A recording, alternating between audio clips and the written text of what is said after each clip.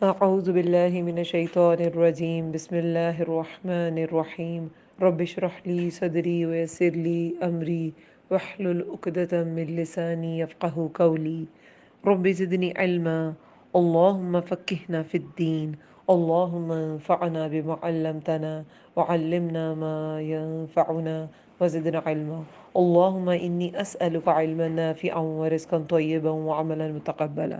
السلام علیکم ورحمۃ اللہ وبرکاتہ۔ اللہ تعالیٰ سب سننے والوں کو اپنی حفظ و امان میں رکھے، صحت اور ایمان کی بہترین حالت میں رکھے، آمین یا رب العالمین۔ آج کا ہمارا لیسن آیت نمبر 35 سے 44 تک ہے، سورۃ الاحزاب، پارہ ہے 22۔ انشاءاللہ ترجمہ اور تفسیر ساتھ ساتھ کریں گے۔ پچھلا جو لیسن تھا سورۃ الاحزاب 21 پارہ کے اینڈ پہ اور 22 پارہ BC سے سٹارٹ ہوا۔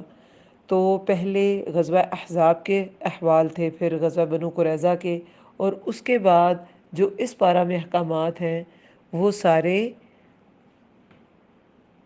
ازواج مطہرات سے ریلیٹڈ، کہ انہیں بتایا گیا کہ گھروں میں ازواج مطہرات کس طرح رہیں گی، اور اگر ازواج مطہرات کے لیے یہ احکامات ہیں تو عام مسلمان عورت کے لیے بھی یہ حکم ماننا لازم ہے۔ اور اگر ازواج مطہرات جو اس دنیا کی عظیم ترین عورتیں تھیں، اگر ان کے لیے یہ احکامات ہیں تو ہمارے لیے لازم، ہمیں ضرور بالضرور اس کو فالو کرنا ہے۔ کیا احکامات تھے؟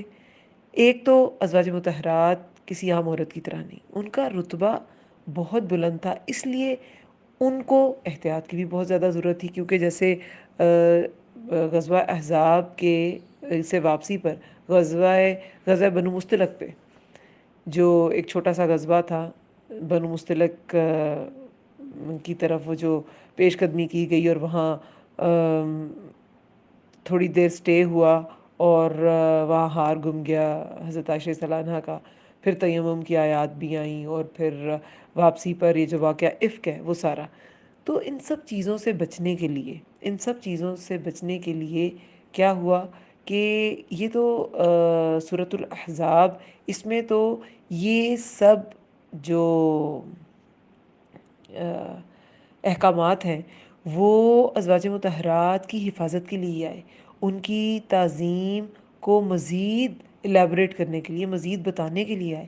لیکن اس کے بعد سورۃ النور میں جب واقعہ افک ہو گیا تو اس میں پھر حضرت عائشہ رضی اللہ عنہ کی برات کا ذکر آیا، اور اس میں جو ہے غزوہ احزاب کے بعد یہ جو غزوہ بنو قریظہ ہوا، اور اس میں جو مال غنیمت آیا، اس کی وجہ سے جو اس میں ازواج مطہرات نے تھوڑا سا اس کا کیا، نان نفقہ کی ڈیمانڈ کی، اور جو کہ ایک جائز ڈیمانڈ تھی، لیکن خیر ان کا رتبہ اور طرح کا ہے، اور یہ ڈیمانڈ بھی رسول اللہ نے یہی چاہا کہ نہ کی جائے، اور ساری ازواج نے جو ہے اسے قبول کیا، اور اللہ تعالیٰ نے ان کو پھر بہت مال سے بھی نوازا، بہت عزت و اکرام سے بھی نوازا، وہ دنیا اور آخرت دونوں میں رسول اللہ کی ازواج ہوں گی، اور یہ بہت بڑا مقام ہے، اس سے بڑا کوئی مقام ہی نہیں ہے۔ اب اس میں یہ سارے احکامات، ان کو سمجھ کے، ان کو سن کے سمجھ یہ آئی کہ یہ سب عورت کی حفاظت کے لیے، خواتین کی حفاظت اور ان کے وقار کے لیے ہی ضروری ہیں۔ دیکھیں تبرج سے بھی منع کیا گیا کہ گھر کے اندر بھی الرٹ رہنا ہے، اور اگر ٹکے رہیں تو بہت اچھی بات ہے، لیکن اگر باہر بھی جانا ہے تو تبرج نہیں کرنا۔ تو یہ سب کچھ عورت کو کسی قید میں نہیں ڈالا گیا، بلکہ اس کی حفاظت اور اس کی عزت کی خاطر یہ احکامات رکھے گئے، اس کے انٹلیکٹ کو نکھارنے کے لیے احکامات رکھے۔ دیکھیں اگر تبرج ہوگا تو اس کے کیا نقصانات ہوں گے؟ ہر وقت غیر ضروری چیزوں میں خواتین جو ہیں وہ پھنسی رہیں گی۔ ایک خاتون جو ورکنگ لیڈی ہے وہ بہت سج بن کے باہر نکلتی ہے تو کتنا ٹائم اپنے آپ کو سنوارنے میں لگاتی ہے، اور دوسری جو ورکنگ لیڈی ہے لیکن وہ پردے میں جاتی ہے، وہ کتنا ٹائم لگائے گی؟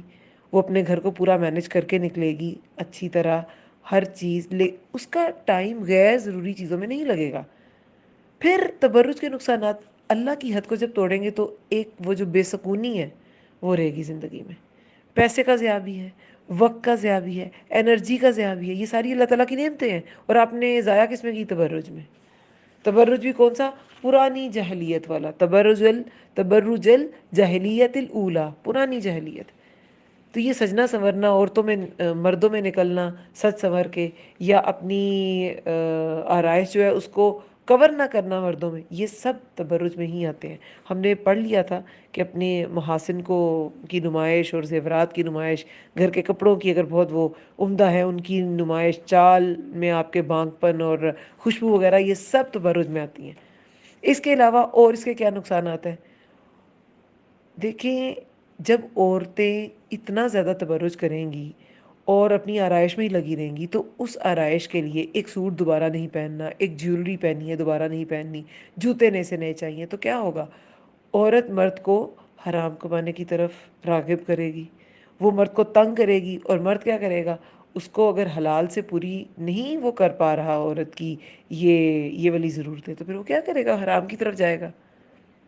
پھر ان چیزوں میں پڑھ کے جو ایسی پارٹیز کو جوائن کرتی ہیں جہاں پہ بس انہی چیزوں کو ایکسپوز کیا جاتا ہے، اور برانڈز بتا بتا کے اپنے آپ کو شو آف کیا جاتا ہے، تو پھر کیا ہوگا؟ آپ اپنے فرائض سے غافل ہو جائیں گی۔ آپ کے فرائض جو اللہ تعالیٰ نے رکھے، جس کا سوال ہے، اس کا تو سوال نہیں ہے تم نے کیسا برانڈ پہنا تھا، تم نے کیسے جوتے پہنے تھے، لیکن اس کا تو سوال ہے کہ شوہر کے حقوق پورے کیے تھے کہ نہیں، بچوں کے کیے تھے کہ نہیں، ان کی تربیت کیسے کی، تو یہ سب کچھ جو ہے یہ اگنور ہوگا۔ اور پھر جب آپ اس ریس میں لگ جاتے ہیں جس کا کوئی اینڈ نہیں ہے، جس کا کوئی وننگ پوائنٹ نہیں ہے، تو پھر کیا ہوگا؟ ڈپریشن، دماغ بھی تھک جاتا ہے ایک ہی چیز میں رہ رہ کر۔ یہ اتنی چمک دمک والی زندگی سیلیبریٹیز، شوبز کے لوگ گزارتے ہیں، یہ ان میں سے کتنے ہی لوگ ہیں جو ڈپریشن کا شکار ہوتے ہیں؟ تو یہ کیوں ہوتے ہیں؟ اگر یہ چمک دمک اتنی ہی اچھی اور اتنی ہی سیٹسفیکٹری چیز ہے، تو یہ کیوں ڈپریس ہوتے ہیں؟ ایون کہ کچھ تو سوسائڈ بھی آپ لوگوں نے سنی ہوگی کہ فلاں سیلیبریٹی نے کر لی، فلاں سیلیبریٹی نے کر لی، تو یہ کیا ہے؟ انہیں بھی ڈپریشنز کیوں ہوتے ہیں؟ اللہ کی حد کو توڑنا نہ آپ کے جسم کے لیے ٹھیک ہے، نہ آپ کے دماغ کے لیے ٹھیک ہے، نہ آپ کے ایموشنز کے لیے ٹھیک ہے، نہ آپ کی سائیکی کے لیے، نہ آپ کے جذبات کے لیے، نہ آپ کے احساسات کے لیے، کسی بھی چیز کے لیے ٹھیک نہیں ہے۔ اللہ تعالیٰ نے ہر حکم، اللہ تعالیٰ کا آج ہم پڑھیں گے کہ اللہ تعالیٰ کا ہر حکم جو ہے وہ بالکل پرفیکٹ ہے، اس میں کوئی گنجائش نہیں ہے، اس میں کوئی جھول نہیں ہے۔ تو جب آپ اس کو چھوڑیں گی تو کیا ہوگا؟ آپ کی دماغی صحت بھی ڈسٹرب ہوگی، جسمانی صحت بھی ڈسٹرب ہوگی، ڈپریس ہوں گی، پھر ڈپریشن پہ بھی پیسہ لگائیں گی، ٹھیک ہے؟ اور جو ارد گرد کے لوگ ہیں وہ بھی پریشان ہوں گے۔ تو یہ سب کچھ، یہ جو اللہ تعالیٰ نے عورت کو ایک مینرز بتائے کہ تم نے ایسے ایسے رہنا ہے، اس میں بہت سی اس میں مصلحتیں ہیں، اس میں بہت سے فائدے ہیں۔ سب سے پہلے تو عورت کے اپنے فائدے ہیں، اور دیکھیں سب سے جو امپورٹنٹ فائدہ مجھے پردے کا لگتا ہے وہ کیا ہے؟ کہ ان عورتوں کو اپنا انٹلیکٹ جو ہے نا اس کو پالش کرنے کا زیادہ موقع ملتا ہے جو پردہ کرتی ہیں، کیونکہ وہ غیر ضروری چیزوں میں اپنا ٹائم نہیں ویسٹ کرتی نا۔ میں نے ایک وہ آپ کو کیا بتائی تھی حضرت عائشہ رضی اللہ عنہا کی، کہ جب حضرت ابو ہریرہ نے کوئی حدیث سنائی تو انہوں نے کہا یہ میں نے تو نہیں سنی، تو انہوں نے کہا یہ میں تب سن رہا تھا جب آپ کنگھی پٹی میں لگی تھی۔ یعنی کہ عورتوں کا، حالانکہ ازواج کے تو ایسی کوئی اس طرح کے ٹینٹرمز نہیں تھے، نعوذ باللہ، وہ تو بالکل انہوں نے عاجزی والی اور بہت انکساری والی زندگی گزاری، لیکن پھر بھی عورت کو کچھ ٹائم اس چیز میں اس کا لگتا ہے، اس کے اندر اللہ تعالیٰ نے رکھا۔ بہرحال بات یہ ہے کہ اللہ تعالیٰ نے عورت کو ایک درجہ دیا ہے، ایک رسپیکٹیبل اس کی پوزیشن ہے۔ اسلامی معاشرے کی عورت تو ایسی ہوتی ہے، پرانے وقتوں میں عورتوں کو ایک آبجیکٹ سمجھا جاتا تھا، ایک بیوٹی کانٹینٹ کے طور پہ اسے استعمال کیا جاتا تھا۔ آپ کو پتہ ہے اولڈ ایج میں وہ یہ جو خواتین کا لباس ہے، آپ یہ جو پرانے برٹش یا پرانے فرینچ کوئینز کے جو آپ لباس دیکھیں وہ کیا تھے؟ وہ بالکل ایک کیج سا، باقاعدہ میٹیلک کیج سا ہوتا تھا ان کی اندر جو پہنایا جاتا تھا، کیونکہ ان کے بیوٹی جو تھے نا، بیوٹی سٹینڈرڈز وہ ایسے تھے کہ کمر اتنی پتلی سی ہو تو وہ کیج میں بالکل فٹ کر دیتے تھے اس خاتون کو، اور اس کے اوپر اس کا لباس پہنایا جاتا تھا، پھر وہ خوبصورت لگتی تھی. اور اس طرح ان کو بالکل وہ کیا تھے، بیوٹی سٹینڈرڈ پہ پوری اترتی ہے کوئی عورت تو وہ ویلیوبل ہے. اللہ تعالیٰ نے تو ایسے نہیں کہا. آج ہم پڑھیں گے کہ ایک عورت سے کیا کیا ڈیمانڈ کی گئی ہے. آج جو ہم آیت جہاں سے سٹارٹ کریں گے وہ سٹارٹ ہی عورتوں کے الگ ذکر سے ہوتی ہے کہ قرآن میں زیادہ تر مذکر کا صیغہ استعمال ہوا ہے نا. مومن ایسا ہے، مومنوں کے لیے یہ ہے، مومنوں کے لیے اجر عظیم ہے، مومنوں کے لیے یہ فوز العظیم ہے. لیکن اس میں الگ سے عورتوں کا صیغہ استعمال کر کے کہ یہ ساری ریکوائرمنٹس جو ہے نا، یہ خاص الخاص عورتوں مرد دونوں کے لیے ہیں. ویسے تو ساری ریکوائرمنٹ جو بھی قرآن میں سارے احکامات ہیں وہ عورتوں مردوں سب کے لیے ہیں، لیکن خاص طور پہ یہ الفاظ، ان پہ آج ہم نے بہت غور کرنا ہے کہ اللہ تعالیٰ نے عورت کو بالکل ویسے ہی اجر میں شریک رکھا اس کی کاموں کے اجر میں جس طرح مرد کو اجر ملے گا. عورت خود اس کو چھوڑنا چاہے تو اس کی مرضی ہے، وہ اپنے آپ کو فضول کاموں میں لگانا چاہے تو اس کی مرضی ہے. ہمیں جسم کو چھپانے اور ذہنی صلاحیتوں کو ابھارنے کا حکم ہے، اپنے اعمال کو نکھارنے کا حکم ہے. جاہلیت اولا کی طرح ہمیں اپنا آپ آبجیکٹیفائی کرنے اور اپنا آپ دکھانے کا، ایکسپوز کرنے کا سے ہمیں روکا گیا ہے. جیسے کہ سلمہ نے، میں نے لاسٹ لیسن میں بھی کہا تھا کہ سلمہ نے یہ شکوہ کیا تھا رسول اللہ سے کہ مجھے تو لگتا ہے کہ قرآن میں جیسے ہمارا کیا قصور ہے کہ ہم سے بات نہیں کی جاتی، قرآن میں تو ایسا لگتا ہے مردوں سے بات کی جاتی ہے، کیونکہ سیغے جو زیادہ تر مذکر کے استعمال ہوئے ہیں. اور پھر سلمہ ہی فرماتی ہیں کہ ایک دن مجھے کیونکہ مسجد نبوی سے متصل تھے نا حجرے ان کے ازواج کے، تو کہتی ہے کہ مجھے آواز آئی اور میں کبھی اتنا خوفزدہ نہیں ہوئی جتنا میں رسول اللہ کی آواز سن کے خوفزدہ ہوئی. اس وقت وہ کوئی آیت تلاوت کر رہے تھے اور کہتی ہیں کہ میں اپنی کنگھی کری تھی، میں نے اپنے بال لپیٹے اور فوراً کان لگائے کہ رسول اللہ کیا فرما رہے ہیں. تو وہ یہ آیت تلاوت کر رہے تھے جو 35 آیت تھی، ان المسلمین. اور اس سے پہلے دیکھیں یہ جو 34 آیت میں ہم نے حکم پڑھا وَاذْكُرْنَ، یہ بھی ازواج مطہرات کے لیے تھا کہ یاد کرو جو پڑھا جاتا ہے تمہارے گھروں میں. تو دیکھیں ازواج مطہرات کیسے کان لگاتی تھیں کہ اگر کوئی آیت، کوئی نئی چیز پڑھی جا رہی ہے تو فوراً اس کی طرف متوجہ ہوتی تھی، فوراً انہوں نے اس آیت پہ عمل کیا. اور حضرت عائشہ اور سلمہ جو ہیں یہ تو باقاعدہ محدث، ان سے احادیث بہت سی روایت ہے. حضرت عائشہ رضی اللہ عنہا کا کیونکہ وہ ینگ بہت تھیں، 18 سال کی عمر میں تو بیوہ ہو گئی تھیں، تو بہت انہیں ایک اپنی یوتھ کا ٹائم ملا دین کو سکھانے کے لیے. وہ حفظ بھی بہت جلدی کر لیتی تھیں، بہت جلدی چیزوں کو یاد کرتی تھیں، اپنے دماغ کو انہوں نے دین کے لیے وقف کیا، دین کے لیے استعمال کیا. سلمہ ایج میں تو اتنی مطلب بہت ینگ نہیں تھی وہ جب وہ رسول اللہ کے نکاح میں آئیں. ان کے بچے بھی تھے پہلے ابو سلمہ سے رضی اللہ عنہ سے، تو لیکن سلمہ کو عمر بہت ملی. وہ 64 ہجری میں میرے خیال میں انہوں نے وفات پائی ہے. سب سے آخری جو ازواج مطہرات میں سے سلمہ ہی تھی. ایون کہ واقعہ کربلا کے بھی 3-4 سال بعد وہ فوت ہوئی ہیں.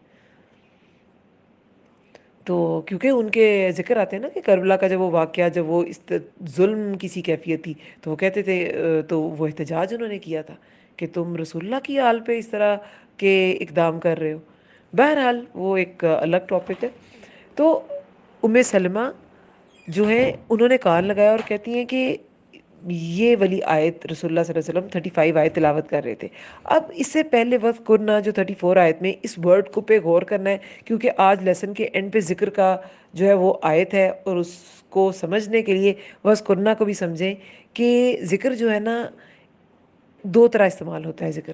ایک تو یاد دہانی، یعنی کہ ایک تو یہ کہ آپ یاد کریں، بھولے نہ چیز. جیسے کہ رسول اللہ کوئی احکامات جو بتاتے تھے تو اسے یاد کیا جائے، اسے بھلایا نہ جائے. اور ایک بھولی ہوئی چیز یاد کرنا، یاد دہانی جسے کہتے ہیں، یاد کرانا، بھولی ہوئی چیز یاد کرا دینا. تو یہ دونوں ہی ذکر ہے. انسان جو بھی علم سیکھے اس کو ریوائز کرتا رہے تاکہ وہ بھولے نہ. اور اگر کوئی بھولا ہے تو اس کو یاد کرائے کہ اللہ تعالیٰ کا یہ حکم ہے اس معاملے میں، تم کیا کر رہے ہو. بیان کرنے کے سینس میں بھی ذکر کا ورڈ آتا ہے. وَذْكُرْنَا یعنی بھولی ہوئی باتیں لوگوں کو یاد کراؤ اور بیان کرو، اور ایک یاد رکھو، جو ہم نے ٹرانسلیشن میں پڑھا تھا کہ یاد رکھو، جو پڑھا جاتا ہے تمہارے گھروں میں اس کو یاد رکھو، یعنی اس کو حفظ کرو، اس کو سکھاؤ، لوگوں کو بتاؤ، اور حکمت کی باتیں جو رسول اللہ نے کہیں. اور اللہ تعالیٰ پھر چیک رکھتا ہے، اللہ تعالیٰ سب کچھ دیکھتے ہیں، لطیفاً خبیرہ، بہت باریک بین، بہت باخبر ہے. 35 آیت میں جو مسلمان نے سنی وہ کیا تھی؟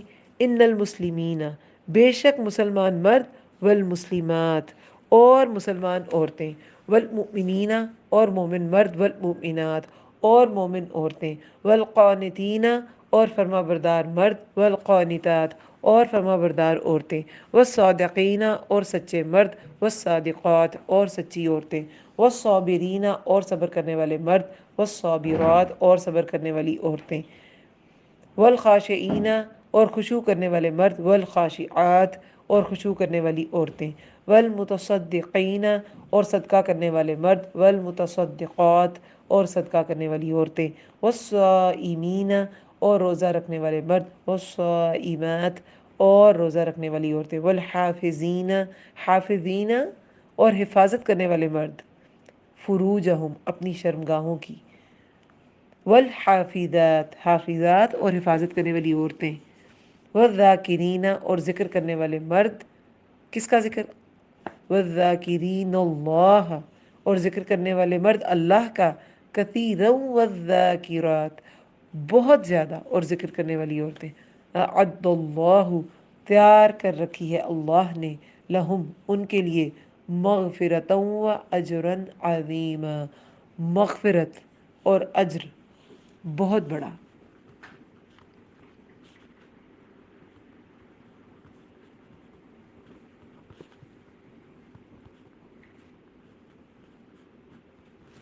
اب اس آیت میں دیکھیں عورتوں کے لیے الگ سے سیغے استعمال ہوئے ہیں، ہے نا، عورتوں کے لیے الگ سے ورڈز آئے ہیں.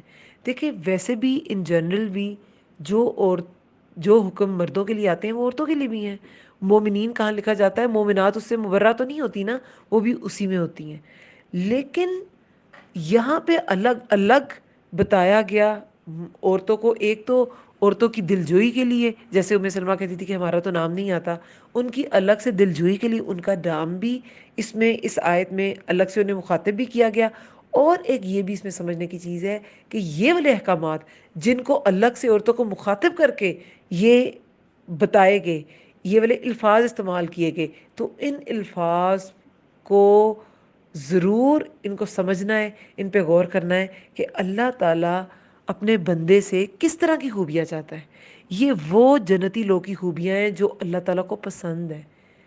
یہ خوبیاں جس انسان میں ہوں گی، اللہ تعالیٰ کے انعامات، اللہ تعالیٰ کی دی ہوئی جنت، اللہ تعالیٰ کا دیدار ایسے ہی لوگوں کو ملے گا. اب یہ کیا خوبیاں ہیں؟ مسلمین والمسلمات.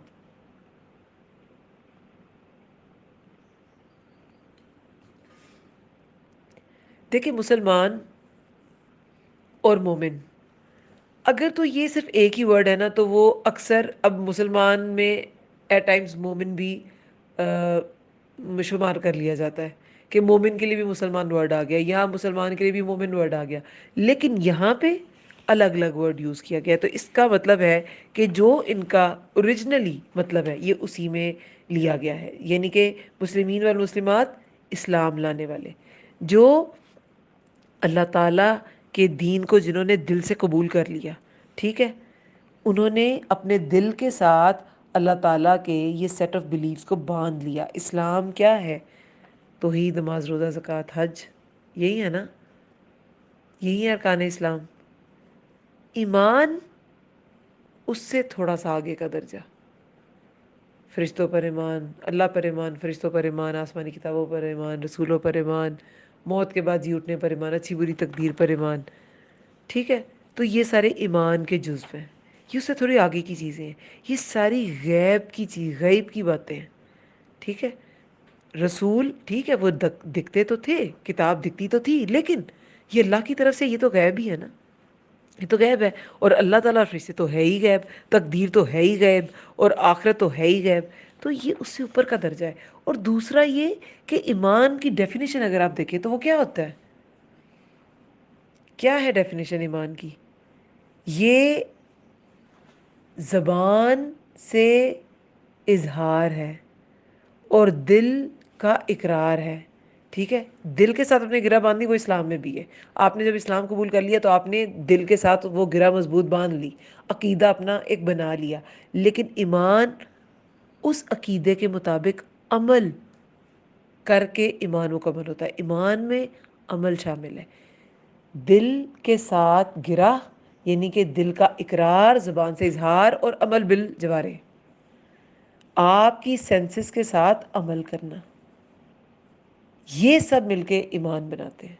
تو اللہ تعالیٰ اپنے بندوں سے، عورتوں سے، مردوں سے کیا ڈیمانڈ کرتے ہیں؟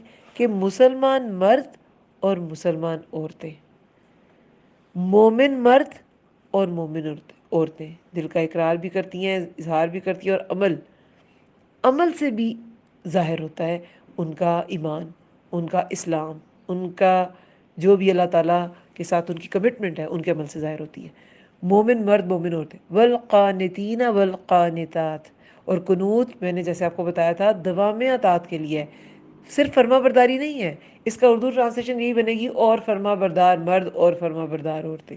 لیکن اس میں کیا آتا ہے؟ ایک تو سکوت، ٹھہر جائیں ادھر ہی، اللہ کا حکم آ گیا ہے وہیں ٹھہر جائیں۔ پھر خشوع، اپنے آپ کو اللہ تعالیٰ کے سامنے سرنڈر کر دینا ہے، اللہ تعالیٰ کی خشیت کے سامنے خود کو سرنڈر، اور پھر اس پہ کنٹینیوٹی، کنٹینیوسلی کنسسٹنسی بھی چاہیے، کنسسٹنٹ آپ کا بیہیویئر ہونا چاہیے اپنے خشوع پہ، اپنی فرما برداری پہ، اپنے سکوت پہ۔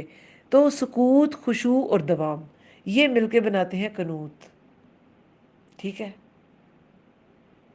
قانتات قنوت کرنے والی، فرما بردار عورتیں، قانتین فرما بردار مرد۔ یہ سب کیا ہے؟ یہ اینڈ پہ اس کا دیکھیں آیت کے کیا ہے، ان کے لیے مغفرت ہے۔ تو غور سے ان سب کو دیکھنا ہے، ان سب کوالٹیز کو۔ والصادقین والصادقات، اب یہ صادقین کون ہیں؟ سچے۔ کون سچے؟ جن کے قول و فعل میں کوئی تضاد نہیں ہوتا، وہی سچے ہوتے ہیں نا، جو اندر باہر سے ایک ہوتے ہیں۔ زبان سے بہت اچھی اچھی باتیں کر رہے ہیں، بڑی سچی سچی باتیں کر رہے ہیں، عمل جو ہے وہ بالکل اپوزٹ ہے، وہ صادقین تو نہ ہوئے نا۔ قول و فعل میں سچے، جو زبان پر وہی عمل میں، زبان پہ اچھی بات، عمل میں بھی اچھی بات۔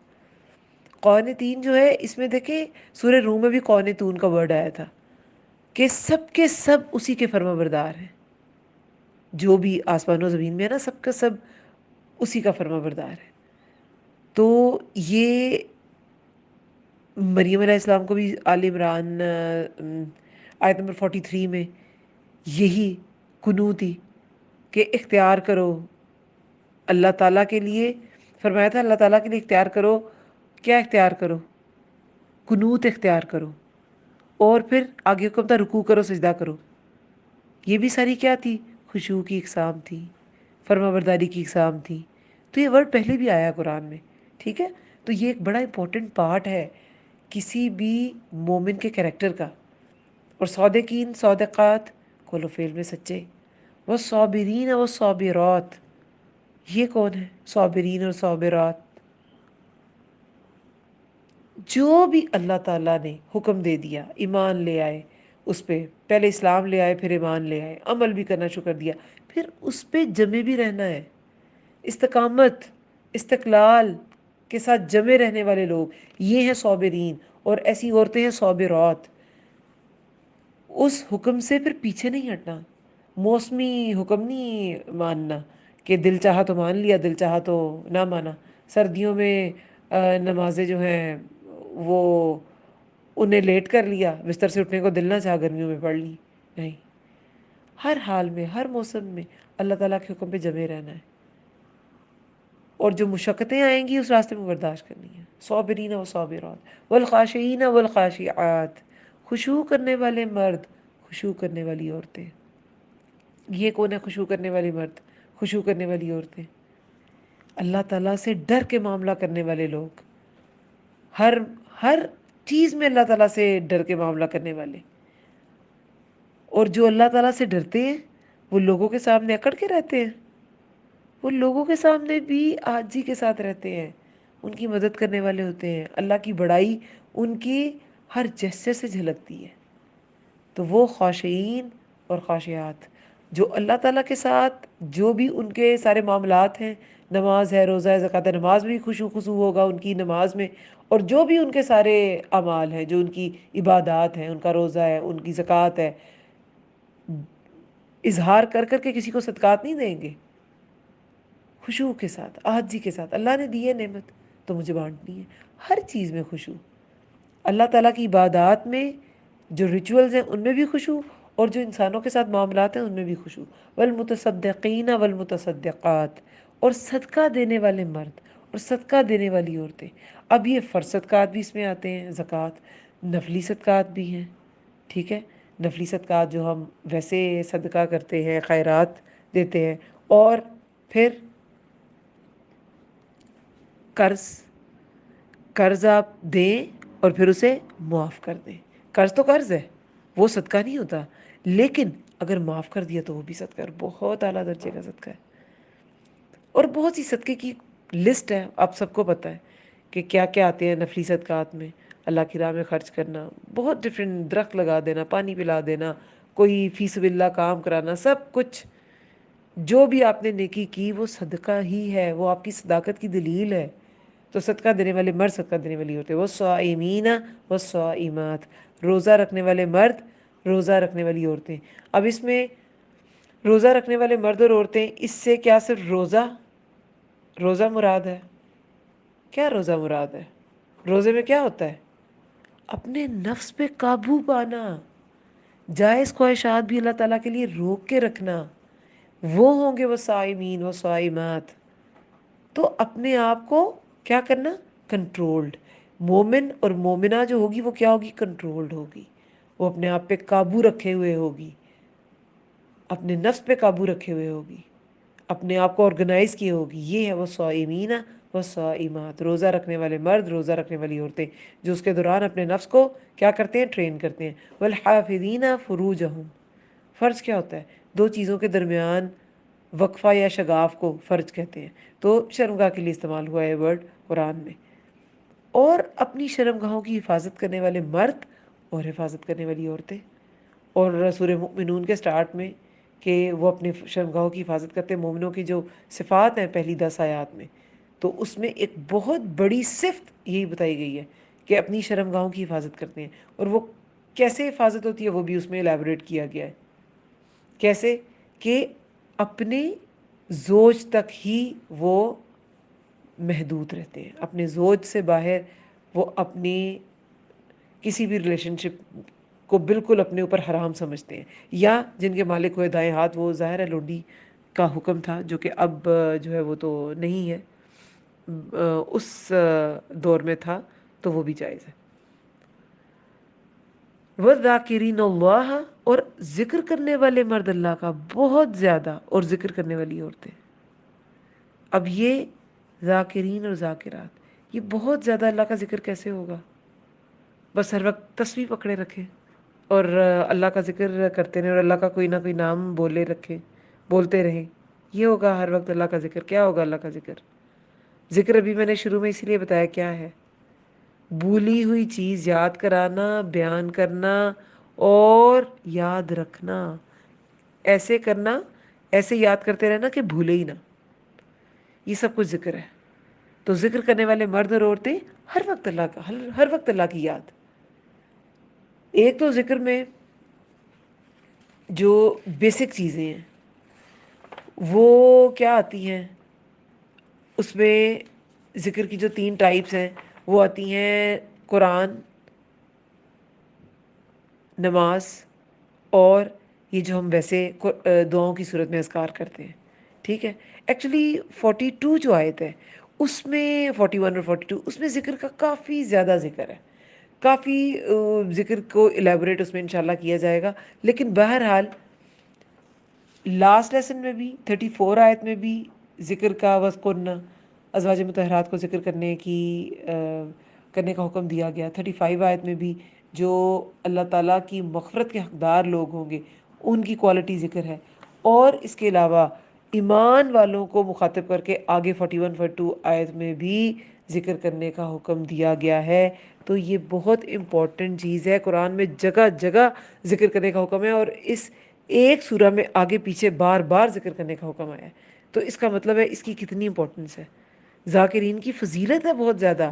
وہ حدیث کا مفہوم ہے نا. ایک صحابی نے پوچھا کہ زکوٰۃ ادا کرنے میں سب سے اچھی زکوٰۃ کس کی ہے؟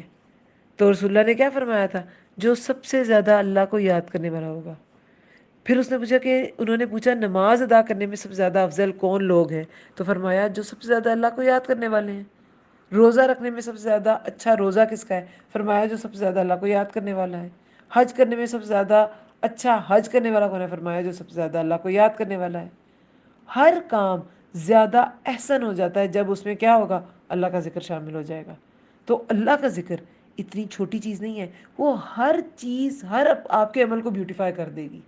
آپ روٹیاں پکا رہی ہیں, آپ ہنڈیاں پکا رہی ہیں, آپ گھر کا کام کر رہی ہیں, کوئی ڈسٹنگ کر رہی ہیں, صفائی کر رہی ہیں, کچھ بھی کر رہی ہیں, آپ سا ذکر کر رہی ہیں, آپ کا وہ وقت اللہ کے ہاں لکھا جا رہا ہے. آپ کا وہ ویسے بھی یہ جو گھر کے کام ہیں عورت اگر اس نیت سے کرتی ہے کہ اللہ تعالیٰ نے مجھ پہ ذمہ داری ڈالی ہے اور میں اس کو احسن طریقے سے کروں گی تو وہ بھی عبادت ہی ہے. لیکن اس کے ساتھ اگر آپ ذکر کریں گی تو وہ اس کو اور بیوٹیفائی کر دے گا, آپ کا اجر اور بڑھ جائے گا. تو ذکر کسی بھی چیز میں ہوگا وہ اس کو بیوٹیفائی کر دے گا. حج میں بھی کچھ لوگ ظاہر ہے اندر بریکس بھی تو لیتے ہوں گے, لیکن جو ذکر اس وقت بھی کر رہا ہے جب لوگوں نے بریک لی ہے تو اس کا حج باقیوں سے افضل ہو گیا نا, تو زیادہ اچھا حج ہو گیا نا. روزے کے دوران کوئی 2 گھنٹے سو گیا, حالانکہ وہ بھی ٹھیک ہے, آپ تھک گئے ہیں, آپ سو سکتے ہیں, لیکن اگر جو اس وقت میں ذکر کر رہا ہے تو وہ اور زیادہ اللہ کے ہاں اجر لے گیا. تو ہر چیز ہر عمل کو, وہ عبادت ہے یا کوئی بھی معاملہ ہے, اس کو بیوٹیفائی اللہ کا ذکر کرے گا. آپ لوگوں کے ساتھ معاملہ کر رہے ہیں لیکن آپ ذکر, اب یہاں کون سا ذکر ہوگا؟ اللہ کی یاد. بھولنا نہیں ہے اللہ کو, اللہ کو یاد رکھتے ہوئے لوگوں کے ساتھ معاملہ کرنا ہے, تو وہ بھی اللہ کا ذکر ہو جائے گا. اور اگر زبان سے بھی کر رہے ہیں, آپ منہ پہ لوگوں کے ساتھ ڈیلنگ کر رہے ہیں لیکن آپ زبان پہ کوئی ورد رکھتے ہیں, وہ بھی بہت ٹھیک ہے, وہ بھی بہت اچھی بات ہے, اس سے بھی آپ کا اجر بڑھے گا. لیکن یاد دہانی بھی اس کا ایک مطلب ہے نا, ایک معنی یاد دہانی بھی ہے. تو اللہ کو یاد ضرور رکھنا ہے ہر کام میں. حدیث مبارکہ میں آتا ہے کہ مفردون سبقت لے گئے, تو صحابہ نے پوچھا یہ مفردون, یہ مفرد لوگ کون ہیں؟ تو فرمایا اللہ کے ذکر کرنے والے مرد اور اللہ کا ذکر کرنے والی عورتیں. یہ مسلم کی حدیث ہے. تو یہ جو ذکر کرنا ہے نا, اللہ کو یاد کرنا, یہ کسی نے بھی, مرد عورتوں سب کے لیے ضروری ہے. حضرت عائشہ رضی اللہ عنہا جو ہیں وہ کیسے براہ راست عورتوں کو خطاب کرتی تھیں, یعنی کہ جو ذکر تھا تمام ازواج نے وہ اپنے تک نہیں رکھا, لوگوں کو بھی یاد دہانی کرائی ہے. تو عورتیں بھی یاد دہانی کریں, اسپیشلی اپنے گھروں میں. اپنے گھروں میں کوئی نئی بھی خطیب نہیں ہے خطابت کرنے والی, اپنے گھر والے, اپنے بچے, شوہر یا انمیرڈ ہے تو بہن بھائی, ماں باپ, ان کو تو آپ کوئی بات بتا سکتے ہیں نا. تو یاد دہانی کرانا ہر ایک کے لیے, ہر ایک نے کرنی ہے. ذاکرین اللہ کثیرا و ذاکرات, اور اللہ کا بہت زیادہ ذکر کرنے والے مرد اور ذکر کرنے والی عورتیں. اب ان کے لیے کیا کیا اللہ تعالیٰ نے کیا خوشخبری سنائی؟ اعد اللہ, تیار کر رکھی ہے اللہ نے ان کے لیے مغفرت اور اجرن عظیمہ. عظیمہ, بہت بڑا اجر. بہت بڑا اجر کیا ہے؟ آخرت کا اجر. دنیا کے تو سارے اجر قلیل ہیں, دنیا میں بھی ملتے ہیں اجر, ایسا نہیں ہے کہ دنیا میں نہیں ملتے, لیکن آخرت کا اجر ان کے لیے اللہ کی معافی بھی ہے, اور اللہ کی مغفرت مل گئی تو ظاہر ہے پھر اللہ کی آپ کو رحمتیں ملیں گی. اللہ نے معاف کر دیا تو اللہ پہ رحمت کر دے گا, تو اس سے بڑی اور کیا چیز ہے.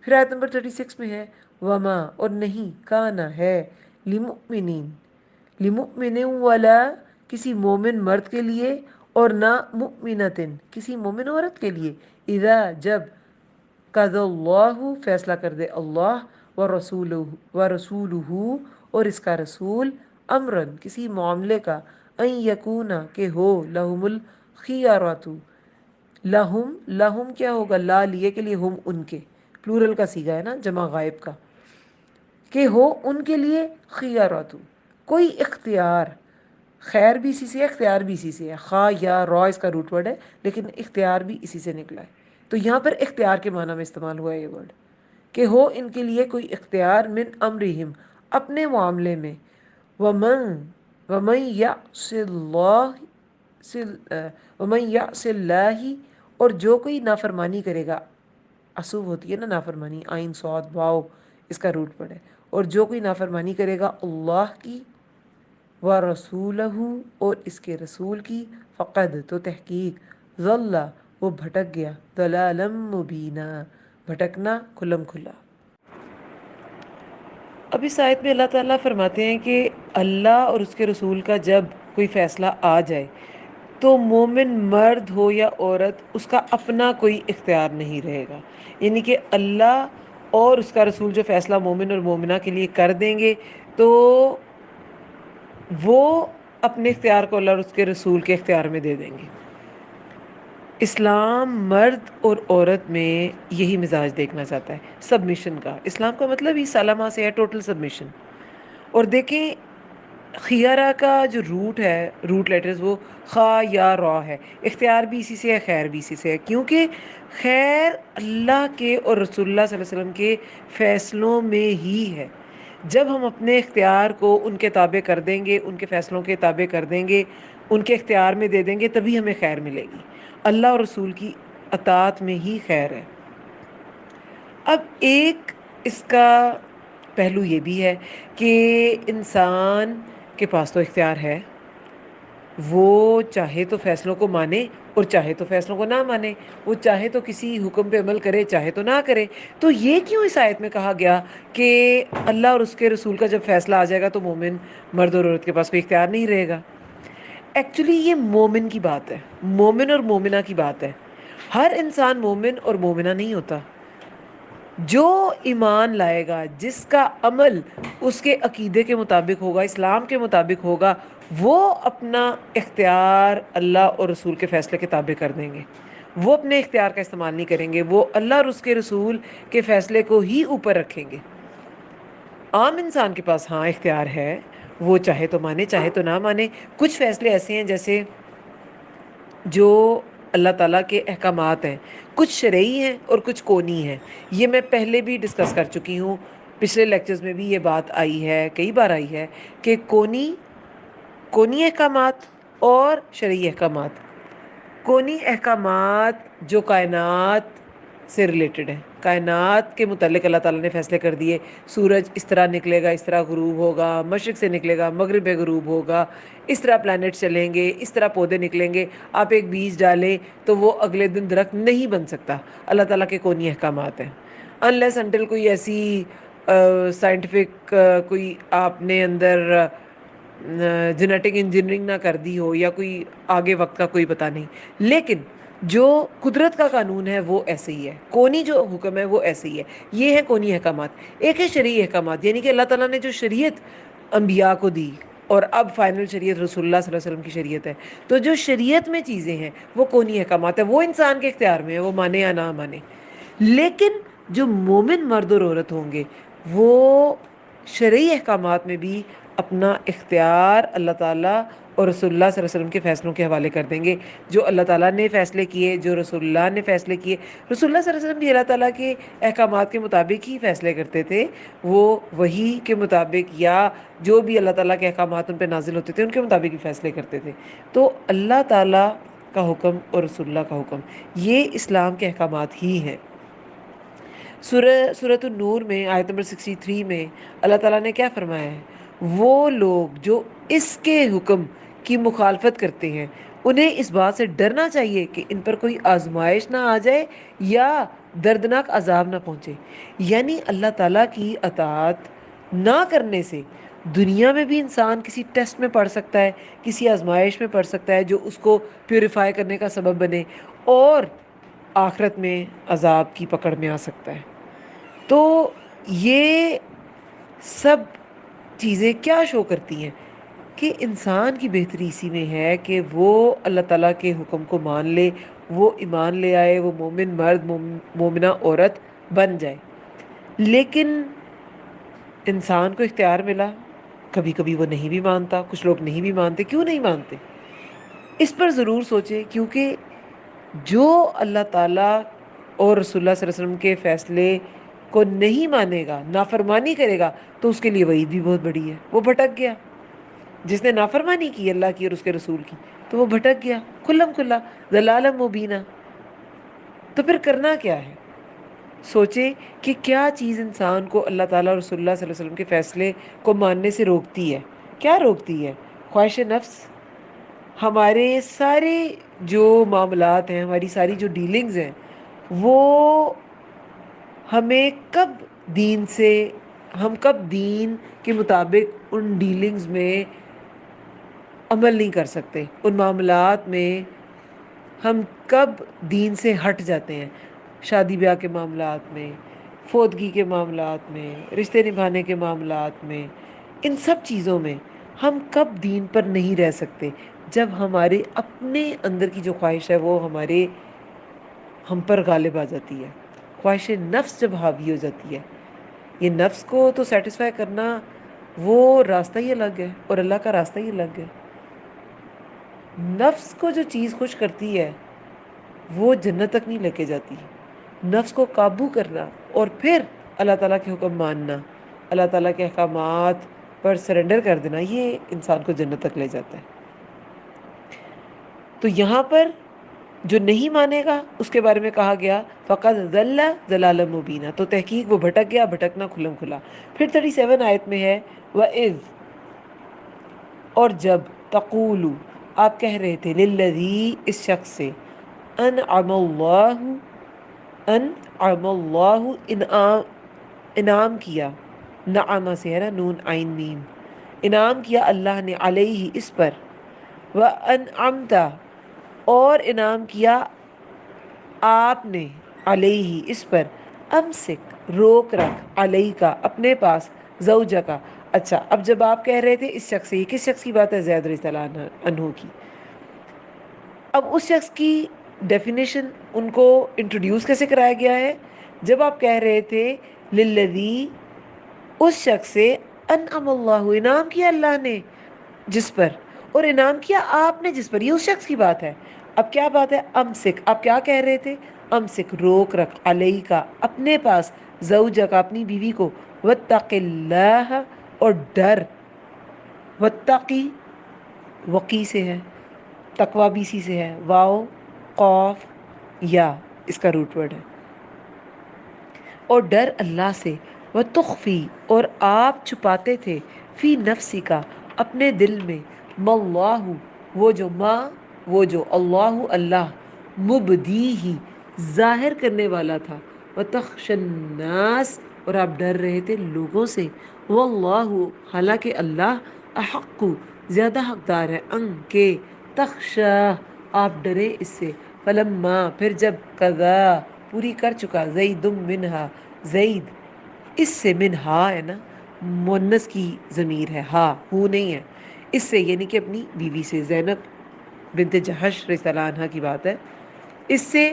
وطرا، حاجت، کون سی حاجت؟ حاجت زوجیت مراد ہے، زوجناکہا، نکاح کر دیا ہم نے، کا، آپ کا، ہا، اس سے، یعنی کہ زینب رضی اللہ عنہ سے، لکئی، تاکہ، لا، نہ، یکونا، ہو، علی المؤمنین، مومنوں پر، حرج، کوئی تنگی، فی ازواجی، بیویوں کے معاملے میں، ادعیائہم، اپنے منہ بولے بیٹوں کی، اذا، جب، قضوا، وہ پورا کر چکی، منہن، ان سے، وطرا، حاجت، وکانا، اور ہے، امر اللہ، حکم اللہ کا، مفعولا، ہو کر رہنے والا۔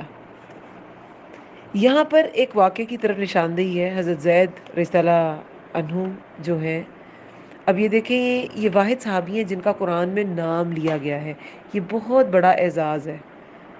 دیکھیں ابوبکر صدیق کا سورۃ توبہ میں اشارتاً نام لیا گیا کہ تیسرا اللہ تھا اور آپ تھے، اور تیسرا آپ کا ساتھی، اس طرح اشارتاً نام لیا گیا۔ حضرت عمر رضی اللہ عنہ کے بارے میں وہ کوئی بات کرتے تھے تو اس کے بارے میں ہمیں ملتا ہے کہ آیات آ گئیں، اس سے ملتی جلتی آیات نازل ہوئیں، لیکن نام زید رضی اللہ عنہ کا قرآن میں آیا۔ تو جو بھی زید نام رکھے گا، جتنی بار نام پکارے گا تو قرآن کا لفظ پکارنے کا ثواب بھی ملے گا بہرحال۔ اور اچھا اب اس میں بات یہ ہے کہ زید رضی اللہ عنہ نبی صلی اللہ علیہ وسلم کے منہ بولے بیٹے تھے۔ ان کا واقعہ ہم نے پہلے بھی ڈسکس کیا ہوا ہے کہ زید جو تھے وہ قبیلہ کلب کے شخص حارثہ کے بیٹے تھے، اور ایک بار ان کے قبیلے میں کیا ہوا، ڈاکہ پڑا، ٹھیک ہے، ڈاکوں نے انہیں اٹھایا، پہلے جیسے مال و متاع لوٹ لیتے تھے تو اس طرح بچوں کو بھی کڈنیپ کر لیتے تھے، ان کو اٹھایا اور پھر بیچ دیا۔ طائف میں کہا جاتا ہے کہ انہیں بیچا گیا، اور حضرت خدیجہ رضی اللہ عنہا کے بھتیجے تھے حکیم بن حزام، یہ نبی صلی اللہ علیہ وسلم کے بچپن کے دوست بھی تھے، اور انہوں نے بہت لیٹ اسلام قبول کیا، لیکن بہرحال انہوں نے بھی اسلام قبول کر لیا تھا فتح مکہ کے بعد۔ تو حکیم بن حزام جو تھے انہوں نے، اور یہ کبھی کبھی جب شیب ابی طالب میں محصور تھے مسلمان، تو کبھی کبھی وہاں کچھ غلہ بھجوا دیا کرتے تھے خدا ترسی کے طور پہ۔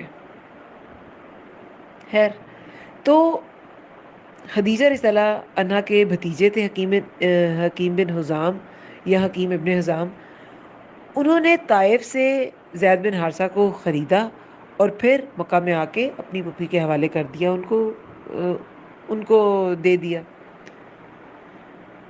جب حضرت خدیجہ رضی اللہ عنہا کی شادی ہوئی رسول اللہ سے، تو رسول اللہ کو انہوں نے ہبا کر دیا، تحفے میں دے دیا، یا آپ ایسے کہہ لیں۔ اور کہا جاتا ہے کہ رسول اللہ کو ان کی عادات اتنی پسند تھیں، اتنی ان کی فطرت اتنی اچھی تھی زید رضی اللہ عنہ کی، کہ رسول اللہ نے انہیں اپنے لیے مانگ لیا تھا، پسند کر لیا تھا، اور حضرت خدیجہ رضی اللہ عنہ نے ان کو پھر ہبا کر دیا۔ اچھا، اب جب زید رضی اللہ عنہ 10 سال کے ہوئے تو ان کے والد اور چچا کو پتہ چلا کہ زید کو یہاں پہ فروخت کیا گیا ہے، اور وہ ڈھونڈتے، بڑی مشکل سے ڈھونڈتے پوچھتے وہاں پر پہنچ گئے مکہ میں، اور پھر رسول اللہ صلی اللہ علیہ وسلم تک پہنچ گئے کہ زید کہ جو اس وقت آقا تھے۔ جب انہوں نے بتایا کہ یہ ہمارا بیٹا ہے اور اسے ایسے اٹھا لیا گیا اور بیچ دیا گیا، تو رسول اللہ نے پھر زید رضی اللہ عنہ کو اختیار دے دیا کہ آپ جو چاہے فیصلہ کر لیں، آپ جانا چاہتے ہیں اپنے والد اور چچا کے ساتھ تو آپ جا سکتے ہیں۔ اور ان سے پوچھا کہ تم انہیں پہچانتے ہو؟ انہوں نے کہا جی میں انہیں پہچانتا ہوں، یہ میرے والد اور چچا ہے۔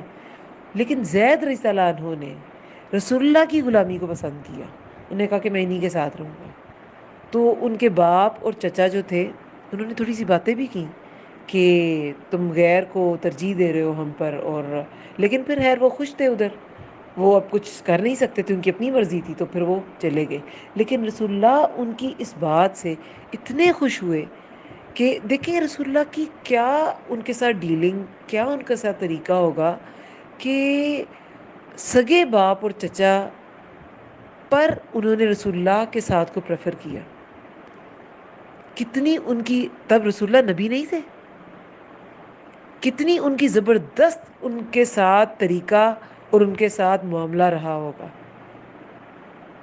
اور جب اسلام قبول کیا تو یہ پہلے غلاموں میں پہلے تھے جنہوں نے اسلام قبول کیا، حضرت خدیجہ کے بعد زید بن حارثہ یا علی رضی اللہ عنہ نے ہی اسلام قبول کیا تھا۔ تو یہ بہت بڑا شرف ہے، یہ سابقون الاولون میں سے تھے۔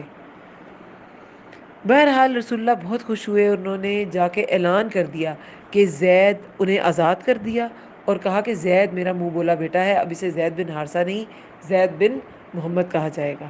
لیکن جب آیت اتری کہ، اور حضرت عمر رضی اللہ عنہ فرماتے ہیں کہ ہم پہلے زید بن حارثہ کو زید بن محمد کہتے تھے، لیکن جب تبنیت کے متعلق آیت اتر آئی کہ منہ بولے بیٹے جو ہیں وہ بیٹے نہیں ہیں، وہ رحم کے رشتوں جیسے نہیں ہیں، تو پھر کہتے ہیں ہم انہیں زید بن حارثہ دوبارہ کہنے لگے۔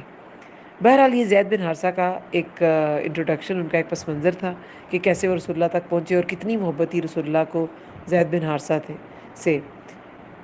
اب زید بن حارثہ کی جو شادی تھی، ان کا نکاح رسول اللہ نے اپنی پھوپھی کی بیٹی زینب بنت جہش سے، وہ قریش کی اعلیٰ خاندان کی خاتون تھی، ان سے کرایا۔ تو جب ان کا رشتہ گیا تو ان کے والدین نے وہ حیران ہو کے کہ آپ ایک غلام کا رشتہ بھیج رہے ہیں، وہ لے کے آئے ہیں، ہم تو سمجھتے تھے آپ کریں گے ان سے نکاح، کہ آپ کو زینب بنت جہش کے لیے ہم نے تو سوچا تھا۔ لیکن خیر، زینب رضی اللہ عنہا نے خود یہ کہا تھا کہ رسول اللہ اگر کسی چیز کا پیغام دے رہے ہیں تو انکار مت کریں، اور پھر ان کی شادی ہو گئی۔ لیکن یہ دنیا کے دیکھیں بہترین مرد اور عورت، طلاق کو بہت ہی ایک بری چیز سمجھا جاتا ہے ہمارے معاشرے میں، حالانکہ صحابیات کو بھی طلاق ہوئی، ازواج مطہرات بھی کچھ طلاق یافتہ تھی۔ تو یہ کوئی اتنی معیوب بات نہیں ہے۔ ناپسند اس کو اس لیے کیا گیا کہ گھر ٹوٹے نہ، لوگ بات بات پہ طلاق نہ دے سکیں۔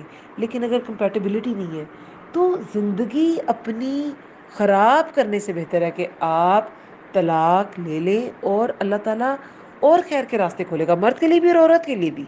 تو زندگی اپنی خراب نہ کرے، اور اگر کوئی چپکلش ہے، مینٹل کمپیٹیبلٹی نہیں ہے، تو الگ راستے الگ الگ کر لیں اپنے۔ اور زید بن حارثہ اور زینب بنت جہش دونوں بہت ہی سلیم فطرت کے لوگ تھے، بہت نیک لوگ تھے۔ زینب بنت جہش جو تھی، انہوں نے خود کہا تھا کہ رسول اللہ نے اگر کوئی پیغام بھیجا ہے تو انکار نہ کیا جائے۔ لیکن بعد میں زید بن حارثہ رسول اللہ سے کہتے تھے کہ میں ان کے ساتھ مطلب میرا گزارا نہیں ہے، اور پھر جب زیادہ حالات خراب ہوئے تو انہوں نے کہا کہ میں ان کو طلاق دینا چاہتا ہوں۔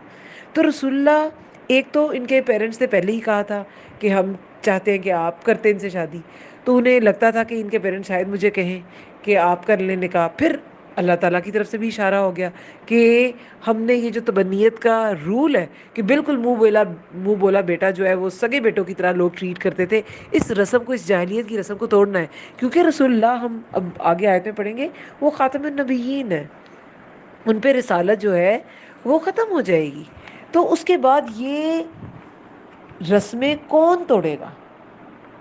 تو یہ خاتم النبیین نے ہی توڑنی تھی، یہ رسمیں جن پہ رسالت نے، نبوت نے ختم ہو جانا تھا، اس کے بعد کوئی نئی شریعت نہیں آنی تھی۔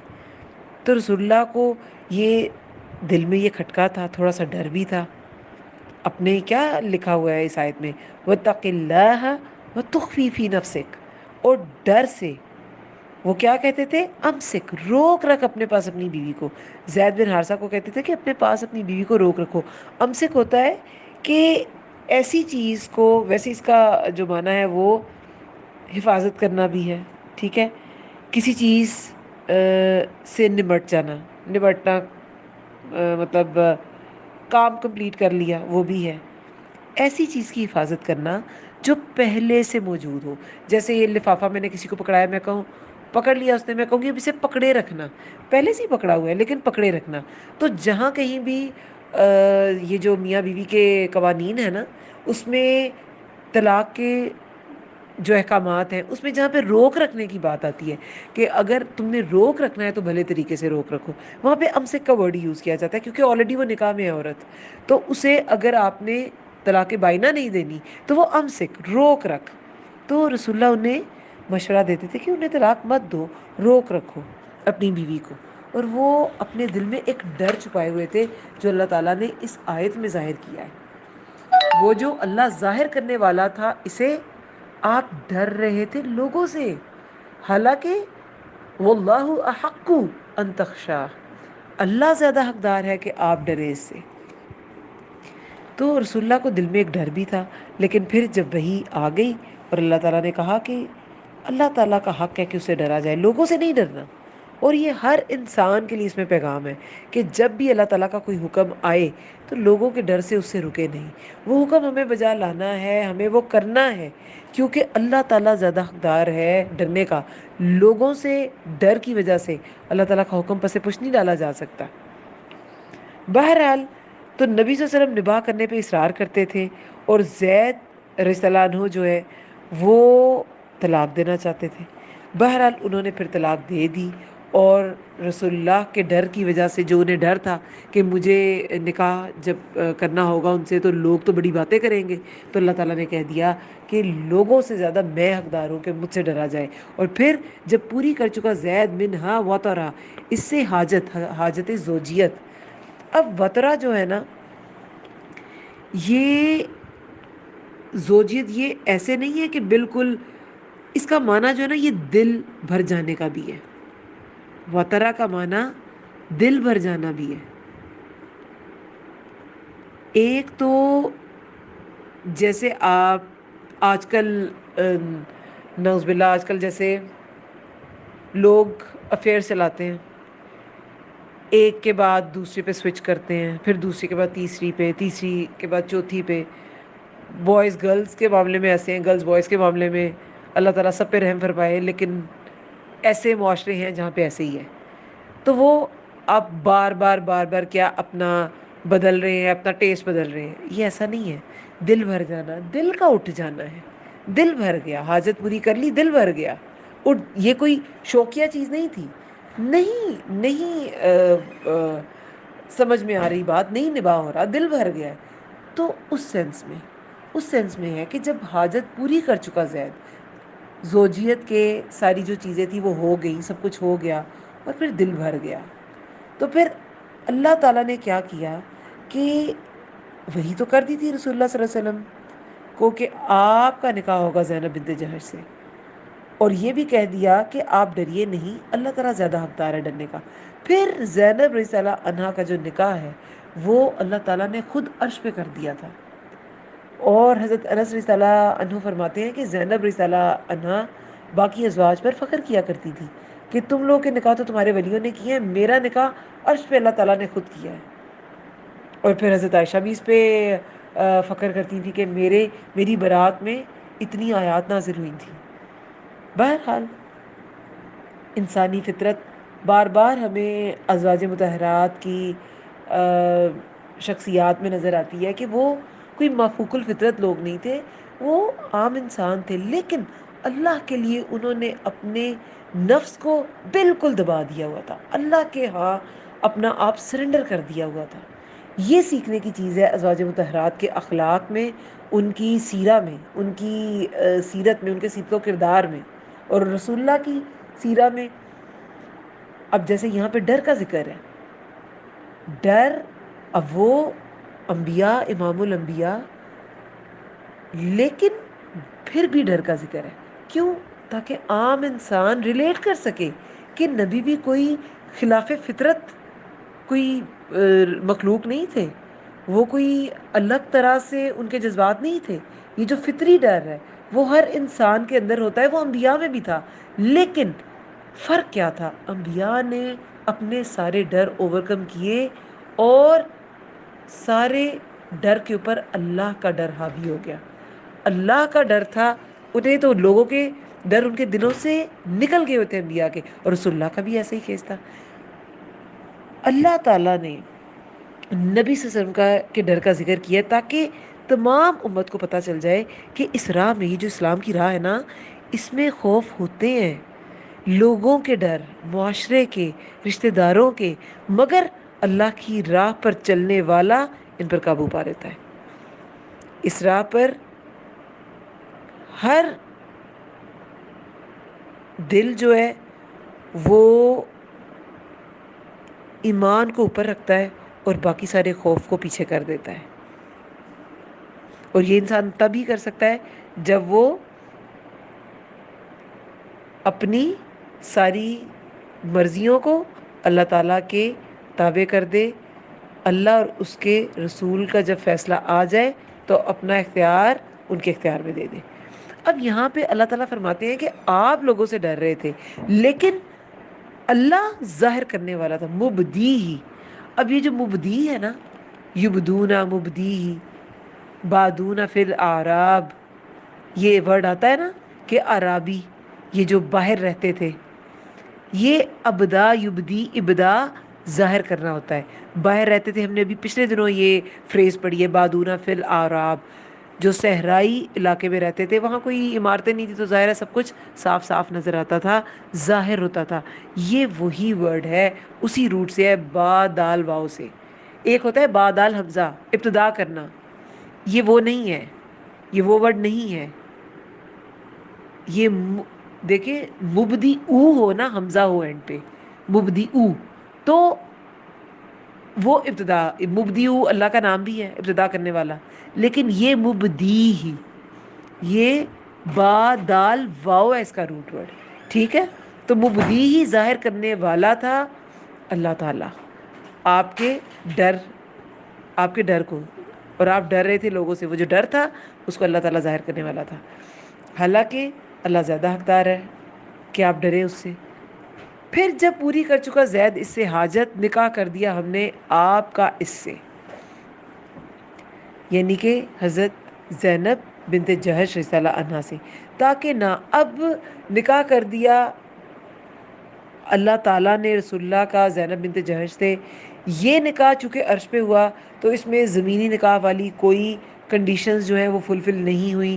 نہ ولی تھا, نہ نکاح خواں تھا, نہ حق مہر تھا, کچھ بھی نہیں تھا. ٹھیک ہے, کیونکہ اللہ تعالیٰ نے نکاح کر دیا. اتنا ہی تھا کہ بس اللہ نے کر دیا نکاح, تو بس بات ختم. اور ایک بات ہمیشہ یاد رکھیں, کیونکہ لوگ رسول اللہ کے شادیوں کو, ان کے نکاح کو بہت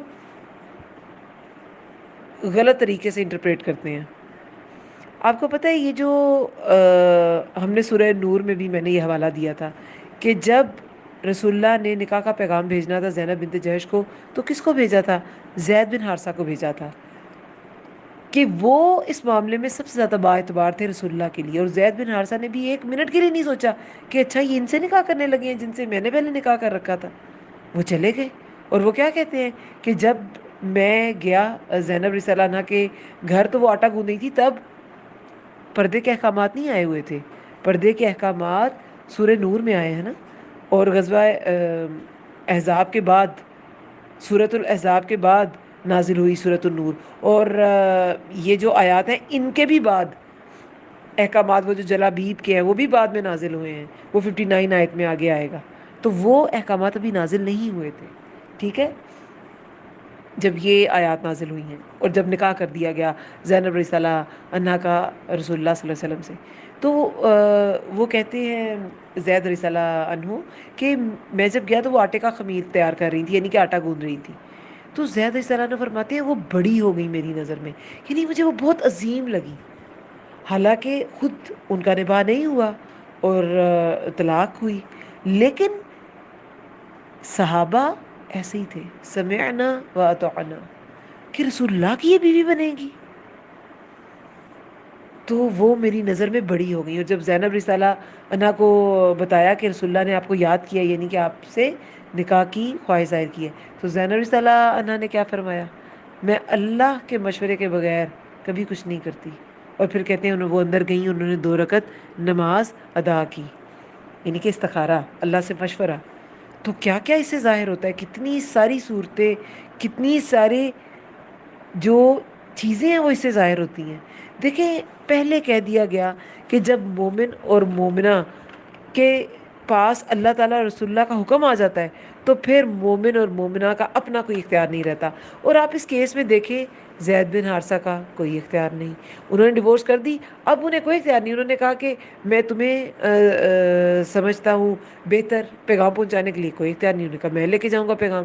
زینب بنت جہش, انہیں جب پیغام ملا, انہوں نے کہا کہ اللہ تعالیٰ کا اختیار, وہ بھی اللہ سے مشورہ کر رہی ہیں. رسول اللہ پہ حکم آیا کہ آپ نے نکاح کرنا ہے اپنے منہ بولے بیٹے کی متعلقہ سے, تو ان کا بھی کوئی اختیار نہیں. اللہ کا حکم آ گیا نا, تو رسول اللہ کا بھی کوئی اختیار نہیں.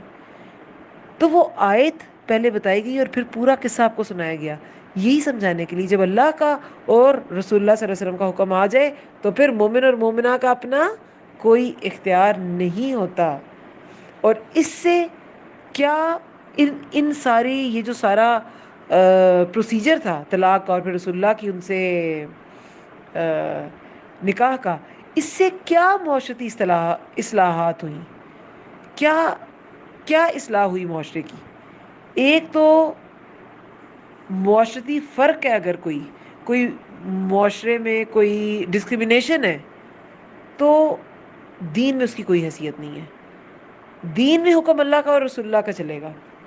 معاشرہ کیا سوچ رہا ہے اور لوگ کے ٹرینڈ کیا ہے، کیا ٹرینڈ سیٹ ہو چکا ہے، اسے کوئی فرق نہیں پڑتا. منہ بولا بیٹا بالکل بیٹوں جیسا ہو گیا ہے تو اسے کوئی فرق نہیں پڑتا. پھر اور کیا اس سے سبق ملا اور اصلاح ہوئی معاشرے کی؟ منہ بولے بیٹے کی بیوی حقیقی بیٹے کی بیوی جیسی نہیں ہوتی، کیونکہ حقیقی بیٹے کی بیوی تو محرم ہے، وہ تو بیٹی جیسی ہے. بیٹا فوت ہو جائے، بیٹا طلاق دے دے، سسر شادی نہیں کر سکتا اس سے. ٹھیک ہے. پھر منہ بولے رشتوں کی حقیقت واضح ہو گئی کہ وہ حقیقی اولاد جیسے نہیں ہیں. اس سے کیا ہوتا ہے؟ اگر وہ حقیقی اولاد جیسے ہی ڈکلیئرڈ رہتے جیسے کہ پہلے تھا، ان آیات سے پہلے تھا، تو کیا ہوتا؟ رحم کے رشتوں کے جو حقوق ہیں وہ مارے جاتے، جو سگے رشتے ہیں ان کے حقوق مارے جاتے، تو ان کے حقوق کو بھی سیکیور کیا گیا. یہ ساری اصلاحات تھیں. ایک تو معاشرتی فرق، دین میں حیثیت نہیں رکھتے. منہ بولے بیٹے کی بیوی حقیقی بیٹے جیسی نہیں ہوتی. منہ بولے رشتے، ان کی حقیقت اللہ تعالیٰ نے واضح کر دی. رحم کے رشتوں کے حقوق کا تحفظ کہ وراثت انہی کی ہے. منہ بولا بیٹا جو ہے اس کی بیوی سے اگر نکاح ہو سکتا ہے تو obviously وہ بیٹا نہیں ہے اور اس کا وراثت میں حصہ نہیں ہوگا. پھر خواتین کو حق تلفی سے بچایا گیا کہ منہ بولے رشتے سے نکاح ہو سکتا ہے، لیکن آپ صرف اس لیے کہ یہ تو میں نے اسے متبنہ بنا لیا تھا، منہ بولا بیٹا بنا لیا تھا، تو نکاح نہیں کرنا. تو خواتین کی جو حق تلفی ہے وہ اس سے بھی وہ بچ گئیں. تو بہت سی معاشرتی اصلاحات ہوئیں اس حکم کے ساتھ. اب اللہ تعالیٰ نے فرمایا کہ ہم نے نکاح کر دیا. کیسا نکاح؟ نہ ولی، نہ نکاح خواں، اور کیا نہیں، نہ مہر، نہ نکاح کا خطبہ. یہ ساری ضروری لوازمات ہیں نکاح کے لیے، لیکن اس نکاح میں یہ نہیں تھے. اب کیوں یہ کیا گیا؟ اللہ تعالیٰ نے خود نکاح کر دیا. دیکھیں آپ اگر تب کی ان کا اس عرب معاشرے کا ذرا انوائرمنٹ سوچے نا، جہاں پہ جو یہود تھے وہ بھی طرح طرح کے نقص نکالتے تھے، مسلمانوں کا دل برا کرتے تھے، تو اللہ تعالیٰ نے کسی مسلمان پہ بھی نہیں ڈالا کہ تم یہ والا نکاح پڑھاؤ. اللہ تعالیٰ نے خود نکاح کر دیا کہ حکم آ گیا، بس اب اس کو مان لو. کیونکہ ایسی چیزوں کا جو پروسیجر ہوتا ہے، دیکھیں اس نکاح کو ایکسیپٹ کرنا ہی ایک بہت بڑی چیز تھی. اور کہاں کہ اس پروسیجر سے پوری صحابہ اور وہ سب لوگ گزرتے کہ اب رشتہ گیا ہے، اب نکاح ہونا ہے، اس دن ہونا ہے. نکاح کون پڑھائے گا، کون گواہ ہوں گے؟ گواہ بھی نہیں تھے کوئی. ٹھیک ہے. نکاح میں گواہ بھی ہوتے ہیں، نہ گواہ. تو یہ سب کچھ اللہ تعالیٰ نے صرف ایک حکم صادر کرنا تھا، اس کو امپلیمنٹ کرنا تھا. اس سارے پروسیجر سے نہیں گزارا گیا. یہ اللہ تعالیٰ کی مشیت ہے. اور رسول اللہ، وہ تو اگر رسول اللہ نے کچھ کہتے ہیں ان کا، جیسے کچھ لوگ مس انٹرپریٹ کرتے ہیں اور مس کنسیپشنز پھیلاتے ہیں رسول اللہ کے خلاف، نعوذ باللہ، تو ان کا اپنا ذہن تھا، ان کا اپنا دل تھا.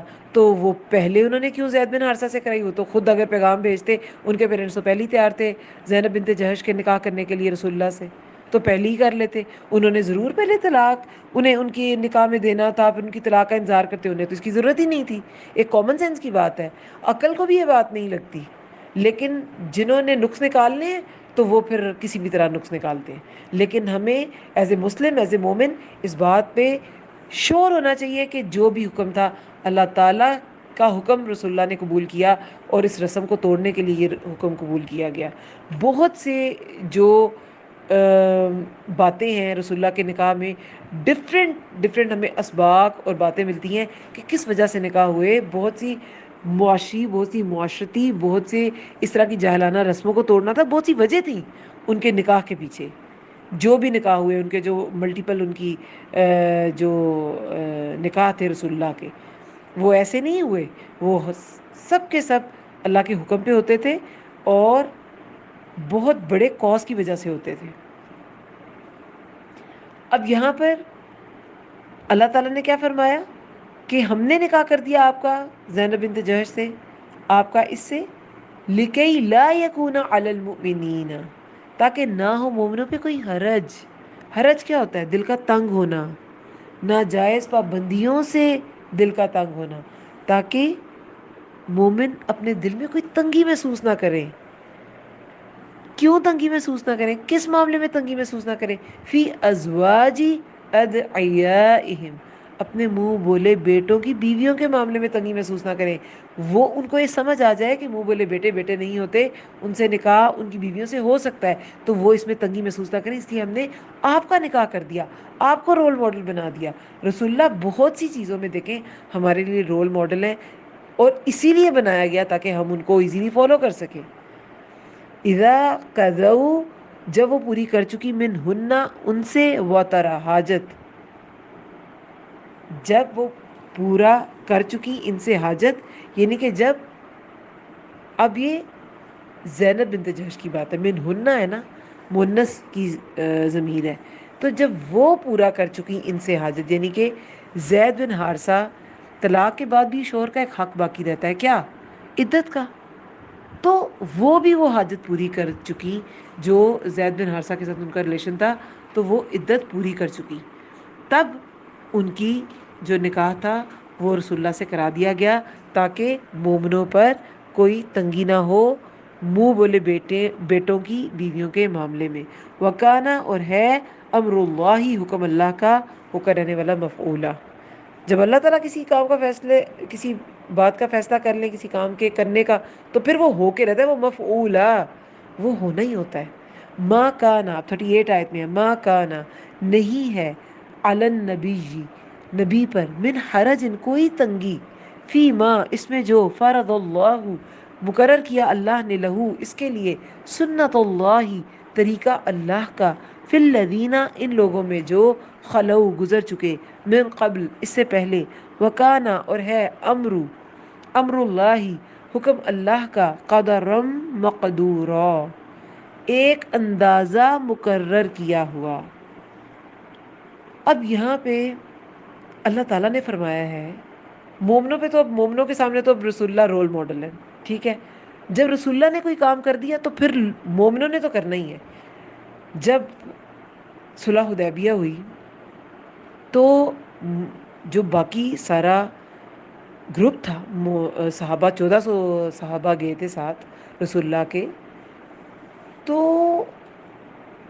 وہ تو صلح کرنا نہیں چاہتے تھے، وہ تو عمرہ کرنا چاہتے تھے، لیکن جب رسول اللہ نے قربانی کر دی، کیونکہ قربانی کے جانور ساتھ لے کے گئے تھے، قربانی کر دی اور سر جو ہے منڈوا لیا، تو باقی سب نے بھی چاہتے نہ چاہتے یہ کیا، کیونکہ جب رسول اللہ کوئی کام کرتے ہیں تو صحابہ فالو کرتے تھے، تو مومنوں پہ تو کوئی تنگی نہیں ہے، انہوں نے اب تنگی محسوس نہیں کرنی تھی، کیونکہ رسول اللہ نے ایک اگزامپل سیٹ کر دی، اللہ تعالیٰ نے کرا دی۔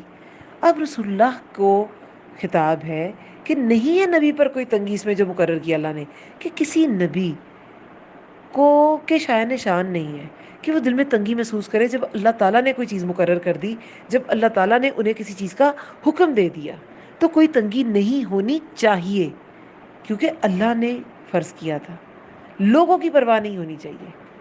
کیوں؟ سنت اللہ ہی، طریقہ اللہ کا،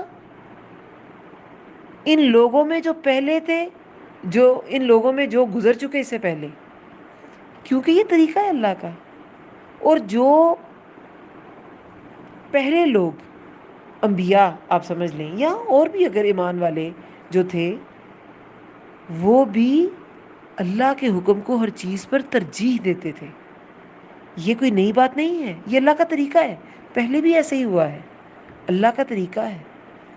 جب اللہ حکم دیتے تھے تو اللہ تعالیٰ کے نیک بندے، انبیاء، وہ ہر چیز کے اوپر اللہ تعالیٰ کا حکم رکھ دیتے تھے۔ نہیں ہے نبی پر کوئی تنگی، اس میں جو مقرر کیا اللہ نے، اس کے لیے طریقہ ہے اللہ کا ان لوگوں میں جو گزر چکے اس سے پہلے، اور ہے حکم اللہ کا، قدر مقدورا، ایک اندازہ مقرر کیا ہوا۔ اب یہ کیا ہے؟ اللہ تعالیٰ کا جو حکم ہوتا ہے نا، وہ کیوں ہر نبی، ہر نیک بندہ مانتا ہے؟ کیوں؟ کیونکہ اس سے بڑھ کر پرفیکٹ کوئی معاملہ، کوئی حکم ہو ہی نہیں سکتا جو اللہ تعالیٰ طے کرتے ہیں۔ اللہ تعالیٰ نے کسی حکم کی حکمت بتائی یا نہیں بتائی، اسے ماننے میں تنگی محسوس نہیں کرنی. یہ نبی صلی اللہ علیہ وسلم کو حکم ہے، اور پھر خطاب خاص لیکن حکم عام، ہم سب کے لیے بھی حکم ہے کہ جب اللہ کا حکم آ جائے نا، دل میں تنگی محسوس نہ کریں. اور اگر مان لیا ہے نا، ماننے کے بعد بھی تنگی محسوس نہ کریں. ایک تو مانتے ہوئے کہ ٹھیک ہے کہ نہیں، شرح صدر ہونا چاہیے. اللہ کا حکم ہے، ٹھیک ہی ٹھیک ہے، 110% ٹھیک ہے. اور اگر مان لیا اس کے بعد بھی نہیں تنگی محسوس کرنی، اس کے بعد بھی نہیں ڈرنا اب کیا ہوگا، اب یہ ہو گیا، اب معاشرہ کیا کہے گا، اب لوگ کیا کہیں گے. نہیں، پورے دل کی آمادگی کے ساتھ اللہ کا حکم ماننا ہے. اور ماننے کے بعد بھی مشکلیں آئیں، صبر کرنا پڑے، لوگ باتیں کریں، کچھ بھی کریں، دل میں تنگی محسوس نہیں کرنی. کیوں؟ اللہ سے بڑا کوئی ہے ہی نہیں، تو ڈرنا کس سے ہے؟ جب بڑا ہی سب سے اللہ ہے تو ڈر بھی تو سب سے زیادہ اسی کا ہونا چاہیے نا. شادی، جیسے میں نے پہلے ہی بتایا کہ شادی بیاہ کے طریقے، مرد کی رسمیں، لوگوں کے ساتھ معاملات، رشتے نبھانے کے تقاضے ہیں، سب کچھ اللہ کے حکم کے مطابق نبھانا ہے. کیونکہ اللہ کا ہر حکم پرفیکٹ ہوتا ہے، بیلنسڈ ہوتا ہے، پراپر ہوتا ہے، اس میں کوئی جھول نہیں ہوتا، وہی ماننے کے قابل ہوتا ہے.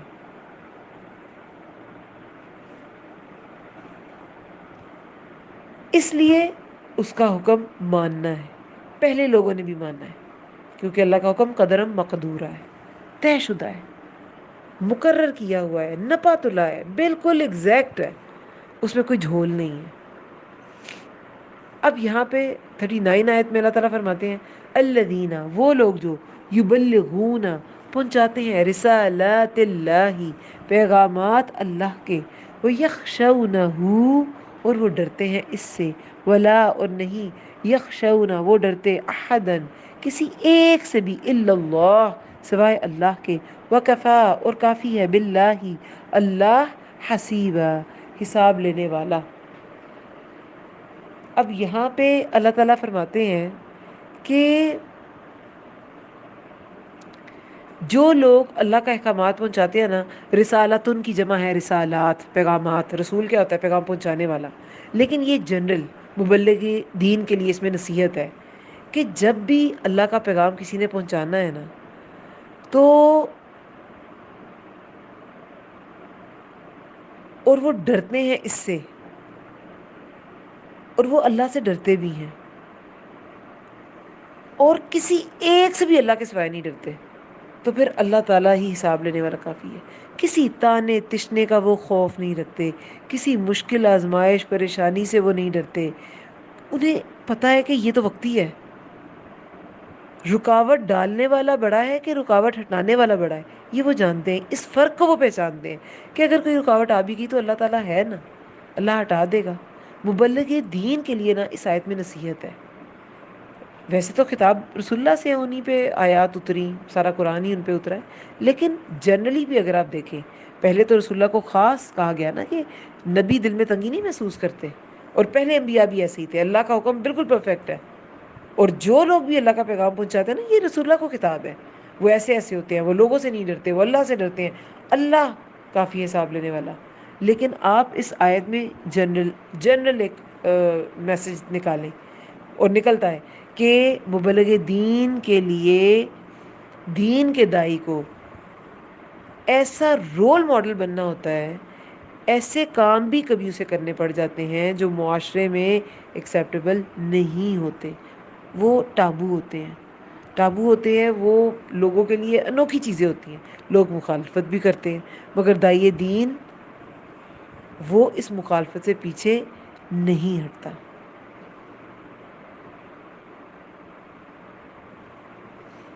تو داعی دین خالص کیا ہوتا ہے؟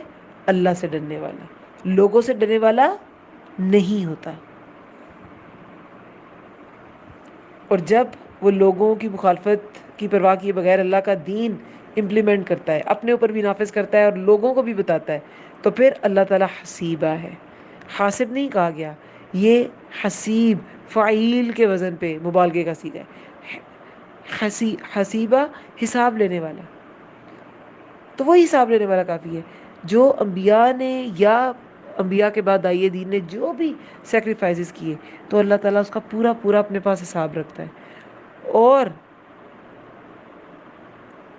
جو اس راہ میں روڑے اٹکاتے ہیں تو اللہ تعالیٰ ان پہ بھی کافی ہے حساب لینے والا. اللہ تعالیٰ ان کو بھی ان سے بھی اچھی طرح نمٹ لے گا. پھر آیت نمبر 40 میں ہے ما کانا، نہیں ہے محمد محمد صلی اللہ علیہ وسلم ابا باپ احد کسی ایک کے من رجالکم تمہارے مردوں میں سے ولکن رسول اللہ اور لیکن رسول ہیں اللہ کے وخاتم النبیین اور خاتم النبیین ہیں وکانا اور ہے اللہ اللہ بکلی ہر شیء علیما ہر چیز کے خوب جاننے والا.